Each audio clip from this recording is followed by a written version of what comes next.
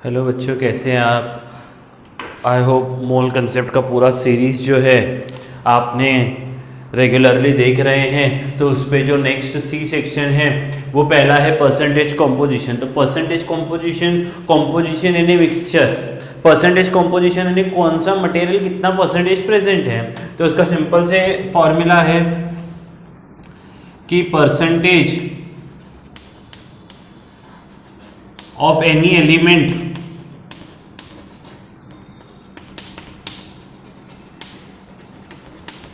It is equal to क्या होगा, mass of element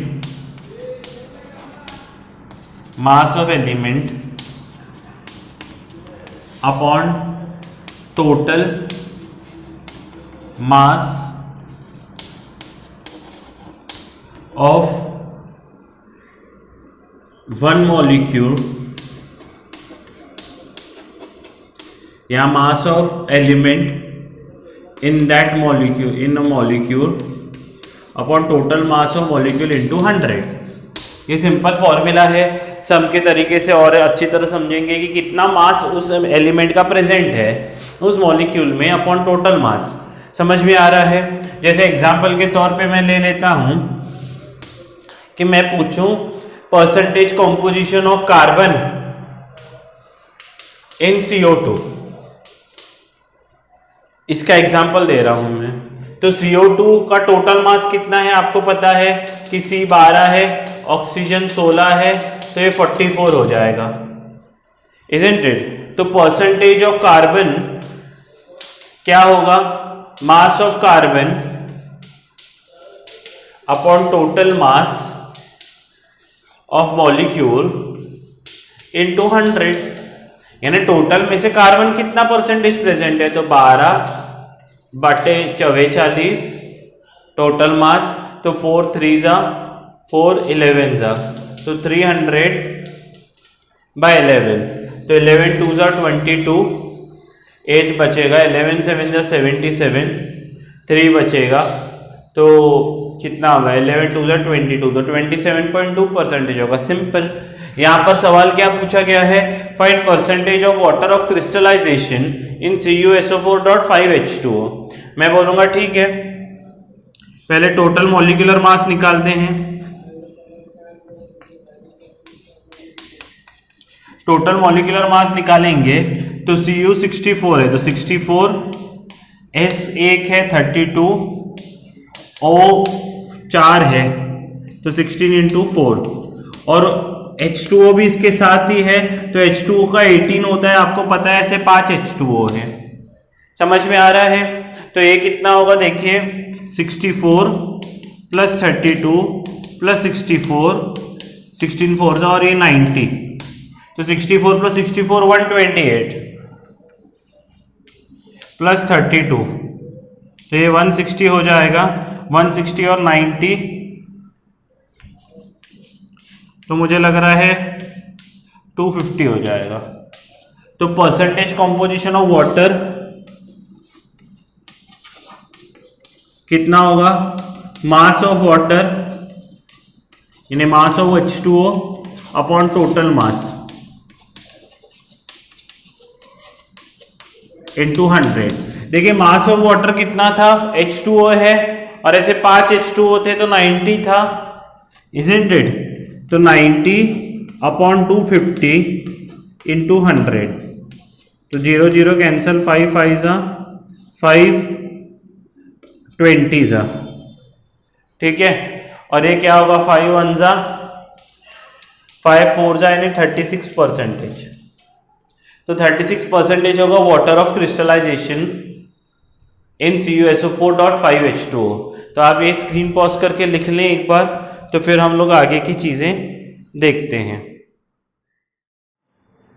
देखिए यहाँ पर बच्चों क्या पूछा गया है, calculate atomic mass of phosphorus in calcium hydrogen phosphate, and secondly हमको बोला गया है कि कैल्शियम फॉस्फेट, इजंट इट। और हमको परसेंटेज निकालना है, बहुत ही आसान है। पहला ए वाला कर रहा हूँ, ए वाले का पूरा मॉलिक्यूलर मास निकालते हैं।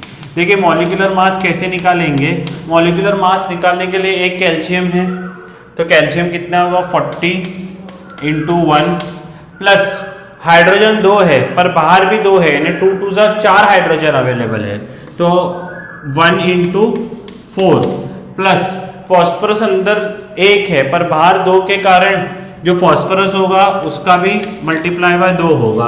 ऑक्सीजन 4 है पर 4 2 8 हो जाएगा, तो 16 इंटू 8 हो जाएगा, तो ये हो जाएगा 40 प्लस 4 प्लस ये कितना है 62 प्लस ये 16 6 8 48 8 1 8 128 होगा, तो 128 प्लस 62 यानी 190 प्लस 40 230 234 टोटल मास होगा। अच्छा ये देखिए किसका था, ये कैल्शियम का था, पहला कैल्शियम है ना, ये हाइड्रोजन का था, ये फॉस्फोरस का था 31 इंटू 2 और ये ऑक्सीजन का, यानी ये फॉस्फोरस का ये, और हमको बोला भी फॉस्फोरस है, तो परसेंटेज ऑफ फॉस्फोरस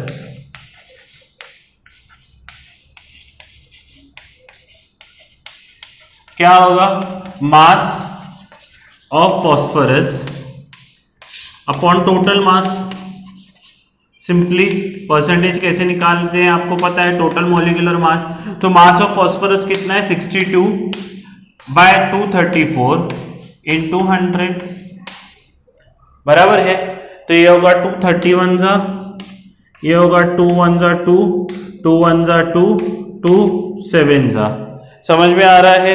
अभी 3 से तो कुछ नहीं जाएगा, तो ये क्या होगा 3100 अपॉन 117। आप पूरा फाइनल आंसर निकाल के पॉइंट में मुझे परसेंटेज में यहाँ बता सकते हो कमेंट करके कि सर इतना इतना परसेंटेज आने वाला है, ठीक है। नेक्स्ट है calculate percentage of phosphorus in calcium phosphate.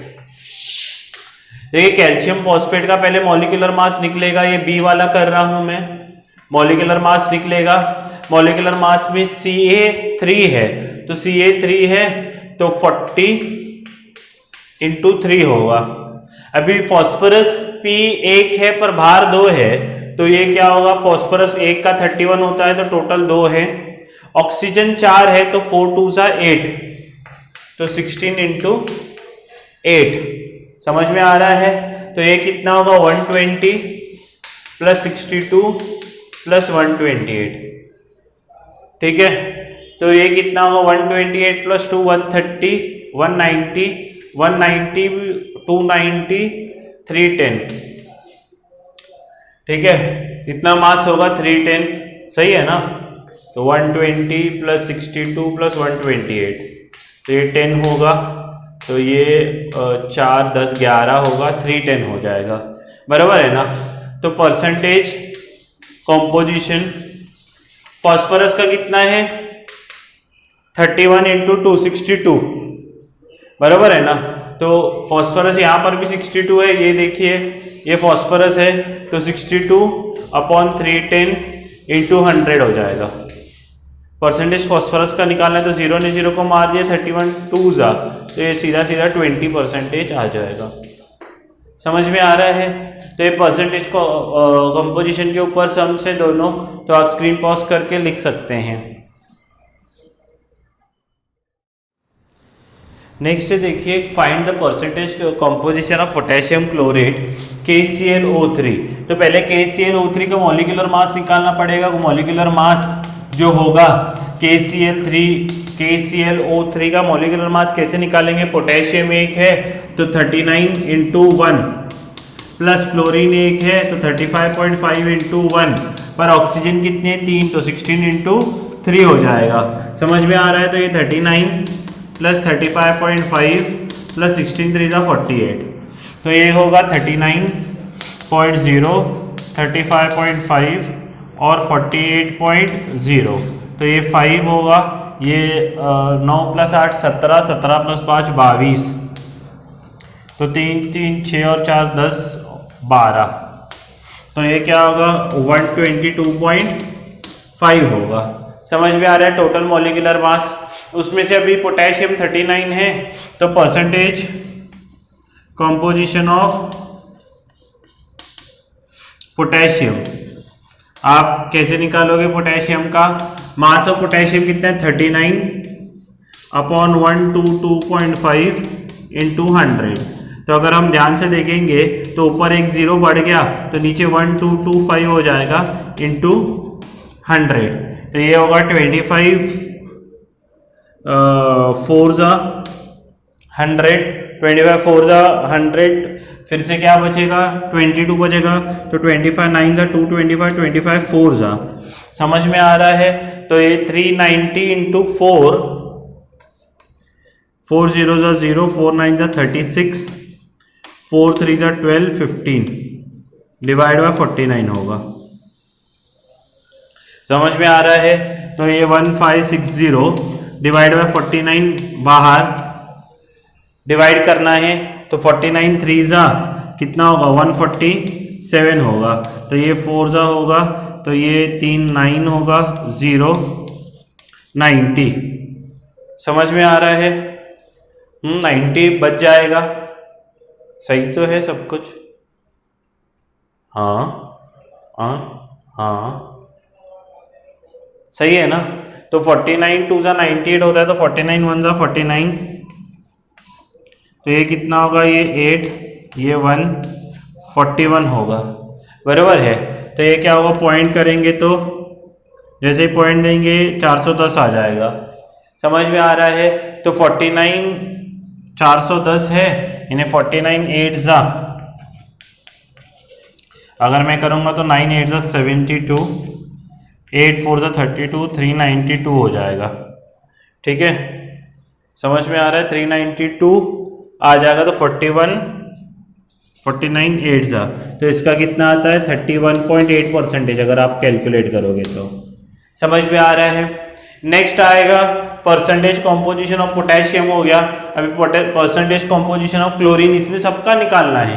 Percentage composition of chlorine निकालता हूं। तो क्लोरीन का कितना होगा, क्लोरीन का मास है 35.5, एक ही क्लोरीन है ना, तो जितने क्लोरीन होंगे 35.5 अपन टोटल मास कितना है 122.5 इंटू 100। तो ऊपर भी एक जीरो निकला, नीचे भी, तो ये 355 1225 होगा इंटू 100। तो फिर से 25 क्या होगा 4 ज़ा 100, 9 ज़ा 25, 4 ज़ा 100, इजंट इट। अभी ये 49 है, तो 4 से मल्टीप्लाई करेंगे तो 4 5 ज़ा 20, 4 5 ज़ा 20, 22, 4 3 ज़ा 12 एंड 2 14 डिवाइड बाय 49। समझ में आ रहा है। तो 1420, 49 बाहर, तो 49 2 ज़ा 98, 4 ये 4, ये 0 नीचे आया। समझ में आ रहा है। तो 440 हो जाएगा। 49 मुझे लग रहा है 9 ज़ा 9 9 ज़ा 81 होगा, एंड 9 4 ज़ा 36 एंड 441 आ जाता है, यानी ये 8 ज़ा होगा। 49 8 ज़ा कितना था 392। तो डिवाइड करना तो कुछ बड़ी बात नहीं है, आपको आता होगा सबको। ये सिंपली क्या है, आंसर कैसे निकालना है।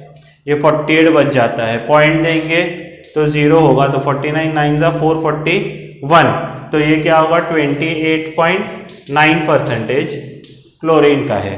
तो बाकी बचा oxygen. Percentage composition of oxygen कैसे निकालते हैं, जो लास्ट एलिमेंट होता है उसका कैसे निकालते हैं, 100 में से बाकी दो माइनस करो, कैलकुलेशन में इजी हो जाएगा। 100 माइनस 31.8 माइनस 28.9, समझा। तो ये दोनों माइनस माइनस हो जाएंगे, प्लस हो जाएंगे। तो 100 में से दोनों माइनस करके उतना परसेंटेज आएगा। इसका आंसर आप कमेंट करके मुझे बताइए कि सर इसका आंसर इतना आएगा। समझ में आ रहा है। तो ये परसेंटेज कॉम्पोजिशन सबका निकाला, इसमें पोटेशियम का निकाला, क्लोरीन का निकाला, ऑक्सीजन का निकाला। कैलकुलेट परसेंटेज कॉम्पोजिशन बोला है, यानी एक एक का सेपरेट करके निकालना है। Got my point. तो यहाँ पर इतना आंसर है। आप स्क्रीन पॉज करके लिख लें तो फिर मैं आगे बताता हूँ। देखिए, एम्पेरिकल फॉर्मूला के बारे में हम लोग देख रहे हैं। तो एम्पेरिकल फॉर्मूला क्या होता है, it is the simplest formula which gives simplest ratio in whole number of atoms of different element present in the compound। तो ये एक फॉर्मूला है जो एक सिंपलेस्ट रेशियो देगा। फॉर एग्जांपल मैंने लिया C6H12O6। ये जैसे मैथ्स में आपने पढ़ा है ना, सिंपलेस्ट रेशियो पढ़ते हैं। सिंपलेस्ट रेशियो में क्या होता है, जितना कट हो सकता है उतना कट कर लेते हैं। जैसे तो 6 1 जा 6 2 जा 6 1 जा कैंसिल होगा, तो इसका एम्पेरिकल फॉर्मूला होगा 6 कैंसिल हो गया, 6 2 जा 12 CH2O। ये सिंपलेस्ट रेशियो वाला फॉर्मूला है। तो ये क्या हो जाएगा, असलियत में इतने मॉलिक्यूल्स प्रेजेंट है कि नहीं, असलियत में तो इतने प्रेजेंट है, पर जो भी कट हो सकता है उसको करना है। जैसे H2O2 अभी 2 2 दोनों तरफ से कट हो जाएगा, तो सिंपलेस्ट रेशियो क्या हो जाएगा, HO। समझ में आ रहा है। नेक्स्ट है, मान लीजिए कि मैंने आपको बोला N2O2, तो इसका सिंपलेस्ट रेशियो कितना हो जाएगा, NO। तो हम लोग क्या करेंगे, जितना कैंसिल हो सकता है उसको कैंसिल कर लेते हैं, तो जो बच जाता है उसको बोलते हैं हम लोग सिंपलेस्ट रेशियो। अभी यहां पर है गिव एम्पेरिकल फॉर्मूला C6H6, तो 6 6 कट हो जाएगा, तो सिंपलेस्ट रेशियो कितना होगा, CH।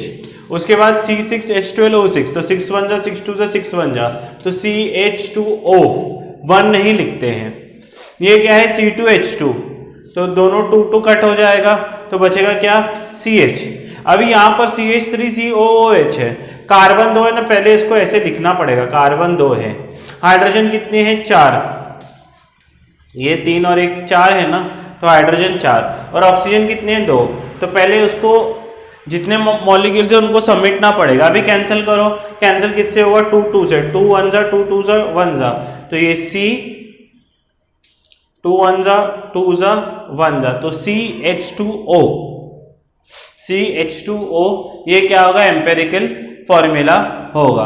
तो यहाँ पर अगर हम लोग ध्यान से देखेंगे तो ये एम्पेरिकल फॉर्मूला में हम लोग क्या करते हैं, सिंपलेस्ट नंबर से जो भी कैंसलेशन होता है वो कर लेते हैं, और इस तरह से ये 1 मार्क के लिए आते हैं। बहुत सारे ऐसे क्वेश्चन बन सकते हैं जहाँ पर हमको क्या करना है, मॉलिक्यूल को समेटना है, जो जो नंबर से कैंसिल हो सकते हैं उनको कैंसिल आउट करके जो बच जाता है उसको बोलते हैं हम लोग एम्पेरिकल फॉर्मूला। उसको क्या बोलते हैं हम लोग, एम्पेरिकल फॉर्मूला। तो यहाँ पर हम लोग क्या है समझ सकते हैं एम्पेरिकल फॉर्मूला को, इजंट इट। देखो नेक्स्ट टाइप ऑफ इम्पोर्टेंट जो सम है वो यही है कि अगर परसेंटेज कॉम्पोजिशन दिया जाता है तो उससे एम्पेरिकल फॉर्मूला कैसे निकालना है।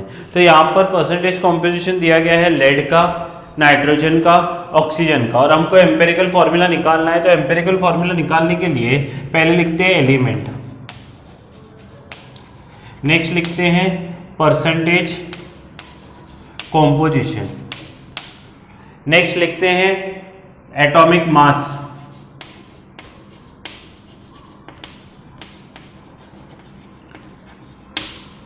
नेक्स्ट लिखते हैं एटॉमिक रेशियो,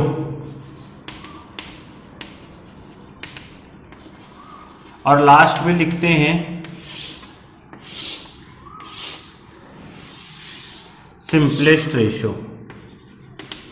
ये टेबल बनानी है। टेबल के हेडिंग फिर से देखें, क्या है, element, percentage composition, atomic mass, atomic ratio, simplest ratio. फिर से एक बार, एलिमेंट के आंसर है लेड है, उसका परसेंटेज कितना था 62.5। अच्छा, लेड का एटॉमिक मास कितना आता है आपको पता होगा 207 आता है। एटॉमिक रेशियो यानी क्या, इन दोनों का डिवीजन होता है। एटॉमिक रेशियो यानी क्या, इन दोनों का डिवीजन होता है 62.5 एंड 207। तो ये क्या होगा 62.5 और 207 का क्या होगा, 62.5 और 207 का डिवीजन होगा। अच्छा, ये डिवीजन मैंने पहले ही निकाल के रखा है, तो ये लगभग 0.3 हो जाता है। तो ये लेड का आ गया, समझ में आ रहा है। फिर नेक्स्ट है नाइट्रोजन का 8.5, एटॉमिक मास कितना है 14, समझ में आ रहा है। तो 8.5 डिवाइड बाय 14, तो 8.5 डिवाइड बाय 14 होगा, तो ये क्या होगा 14 1 जा 14 5 जा 70, 14 6 जा 84 होगा ना। तो मान लीजिए कि ये क्या होता है 85 अपॉन 140 होगा। तो 14 10 जा 14 6 जा 84 होगा। ठीक है, तो ये लगभग मुझे लग रहा है 0.6 के आसपास आता है। समझ में आ रहा है। उसके बाद ये जो है लास्ट वाला ऑक्सीजन 29% है, तो ये ऑक्सीजन में लूंगा, ये 29, तो 29 divided by atomic mass oxygen का कितना होता है 16, तो 16 हो जाएगा। समझ में आ रहा है। तो ये 16 हो जाएगा, तो 16 लगभग 1 जा 16 होगा। बचेगा कितना हमारे पास 13, तो 16 8 जा, तो ये 1.8 के आसपास आएगा। अच्छा, इन तीनों में से सबसे छोटा कौन सा, ये 0.3 है, 0.6 है, 1.8 है। मैंने क्या किया, ये परसेंटेज कॉम्पोजिशन तो दिया था, एटॉमिक मास मुझे पता होना चाहिए। इन दोनों का डिवीजन इधर किया, इन दोनों का डिवीजन इधर किया, इन दोनों का डिवीजन इधर किया। नया है कॉन्सेप्ट, थोड़ा सा ध्यान रखना है। क्या करना है, एलिमेंट लेना है, परसेंटेज कॉम्पोजिशन दिया जाएगा। ठीक है, एटॉमिक मास हमको पता होने चाहिए। इन दोनों को डिवाइड करना है, इसका 0.3 आया, इन दोनों को डिवाइड किया तो 0.6 आया, इन दोनों को डिवाइड किया तो 1.8 आया। अच्छा, इन सब में से छोटा कौन है, इन सब में से छोटा 0.3 है। तो अगर 0.3 सबसे छोटा है तो क्या करना पड़ेगा, सबको 0.3 डिवाइड बाय 0.3, तो ये 1 आएगा। 0.6 डिवाइड बाय 0.3, ये 2 आएगा। और 1.8 डिवाइड बाय 0.3, तो ये 6 आएगा। तो ये एम्पेरिकल फॉर्मूला क्या होगा, Pb N2O6, ये एम्पेरिकल फॉर्मूला आएगा। Pb N2O6, ये एम्पेरिकल फॉर्मूला आने वाला है। समझ में आ रहा है। तो Pb N2O6 ये एम्पेरिकल फॉर्मूला आएगा इस पर्टिकुलर सम का। अभी और एक सम है, यहां पर नाइट्रोजन और हाइड्रोजन दिया गया है। तो एलिमेंट में लिखूंगा, टेबल की हेडिंग देखिए एलिमेंट, फिर क्या है परसेंटेज कंपोजिशन, फिर एटॉमिक मास, फिर क्या है एटॉमिक रेशियो, फिर सिंपलेस्ट रेशियो। तो एलिमेंट कितना है नाइट्रोजन, दूसरा है हाइड्रोजन। तो नाइट्रोजन कितना है 82.3, हाइड्रोजन कितना है 17.7। एटॉमिक मास नाइट्रोजन का कितना है 14 और हाइड्रोजन का 1 है। तो एटॉमिक रेशियो कितना होगा 82.3 डिवाइड बाय 14, और ये क्या है 17.7 डिवाइड बाय 1। तो इसका तो 17.7 आएगा, और इसका 14 1 जा 14 5 जा क्या हो जाएगा 70 आएगा। 82.3 को हम लोग क्या कर रहे हैं 14 से डिवाइड कर रहे हैं, तो 14 1 जा 14, तो ये 70 आएगा, 12 बचेगा, पॉइंट आएगा, तो ये 123 बराबर है ना। तो 14 मुझे लग रहा है 14 9 जा तो 126 आ जाता है। तो 14 9 जा 126 आएगा, तो 14 8 जा 112। मैंने कुछ रॉन्ग किया है क्या, 14 5.8 आएगा, राइट, ये 5.8 आएगा। अभी दोनों में से छोटा कौन है 5.8 है, इजंट इट। तो 5.8 है, तो 5.8 डिवाइड बाय 5.8 होगा। जो एटॉमिक रेशियो आता है उसमें से जो भी स्मॉलेस्ट वैल्यू होती है उसको सबसे डिवाइड करना है। मैं और एक बार आपको एक्सप्लेन करता हूँ। ये 5.8, तो ये लगभग 3 हो जाएगा। ये 6 3 जा 18, ऊपर वाला 18 है ना और नीचे वाला 6 है, तो ये 3 हो जाएगा। तो रेशियो क्या होगा नाइट्रोजन 1 और हाइड्रोजन 3। ये क्या है इसका एम्पेरिकल फॉर्मूला है। तो देखिए क्या होता है, जब भी हमको एम्पिरिकल फॉर्मूला निकालना होता है, हमको एलिमेंट दिया जाएगा, उसका परसेंटेज कॉम्पोजिशन दिया जाएगा, तो हम लोग एलिमेंट और परसेंटेज कॉम्पोजिशन लिख लेंगे, उनके थर्ड कॉलम में उनके एटॉमिक मास लिख देंगे। तो percentage composition divide by atomic mass, percentage composition divide by atomic mass, तो जो भी आएगा पॉइंट के बाद एक एक नंबर आपको लिख लेना है। अभी इसका कितना है 0.3, 0.6, 1.8, और इन सब में से छोटा कौन सा है 0.3, तो ये सबको 0.3 divide by 0.31, 0.6 divide by 0.32, 1.8 divide by 0.3 क्या होगा 6।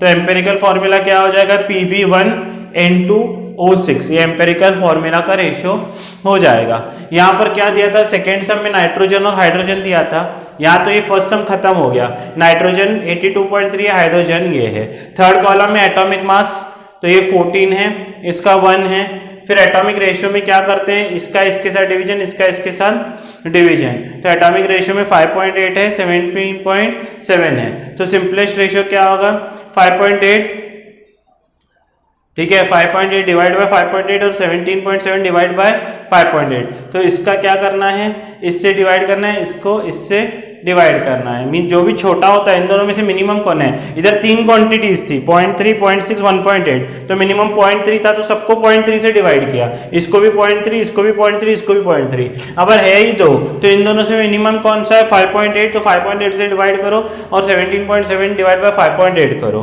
तो क्या हो जाएगा, नंबर मिलेगा, ये सिंपलेस्ट रेशियो होगा। तो सिंपल नाइट्रोजन 1 है, हाइड्रोजन 3 है, तो एम्पिरिकल फॉर्मूला NH3 हो जाएगा।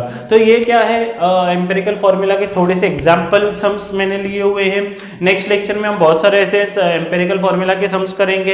ये तो क्या था, टॉपिक के साथ मुझे जोड़ना था सम्स को एक दो, तो मैंने जोड़ दिया है। नेक्स्ट लेक्चर पूरा कंप्लीटली बेस्ड सम्स पे होगा। मुझे पता है थोड़ा सा समझना डिफिकल्ट है, तो इस लेक्चर में हमने ओवरव्यू लिया है। नेक्स्ट चैप्टर में और इससे ज़्यादा सम सॉल्व करेंगे तो आपके दिमाग में पूरा कॉन्सेप्ट और अच्छी तरह से बैठ जाएगा।